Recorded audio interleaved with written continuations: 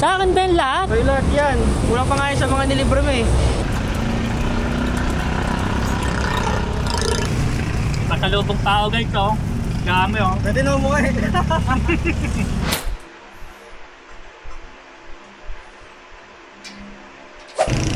Guys, dito sa Bottom Takoyaki. May libre akong takoyaki ngayon. Guys, may libre akong takoyaki. Sayang. Ganda pa ng bantay dito guys, oh.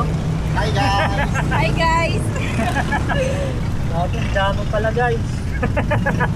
Mabubos sa toileto buong gabi, ah. Yung kakainin mo dito, sir, yung beets, cheese, or seaweed. Yung mga pangalan mo yun. Kahit ano.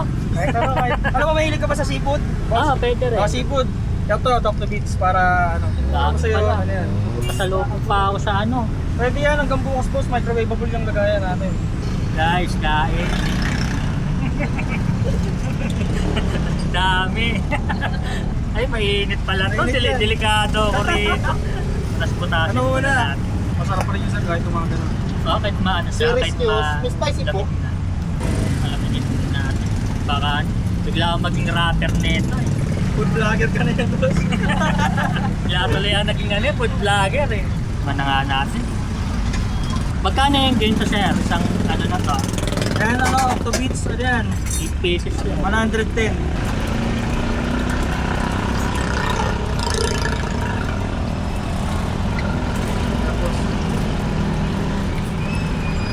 Guys, solid. Kain na kayo dito guys sa Bottom Takoyaki. And may ari, oh.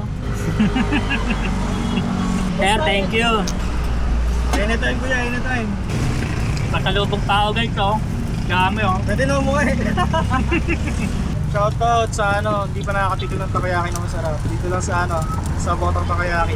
Meron kami pwesto sa simbahan, Katedral, Antipolo Katedral. Tapos Antipolo Doctors Hospital. Tsaka Miriam Bookstore, Transfiguration Church. Yan. Tapos sa main branch, Mabang Parang Cono Rizal. Shoutout kay Boss Leonard. Follow kayo sa page niya. Sa amin din, follow kayo sa page namin, Bottom Takoyaki. Dami kong pagkain mamaya, ah.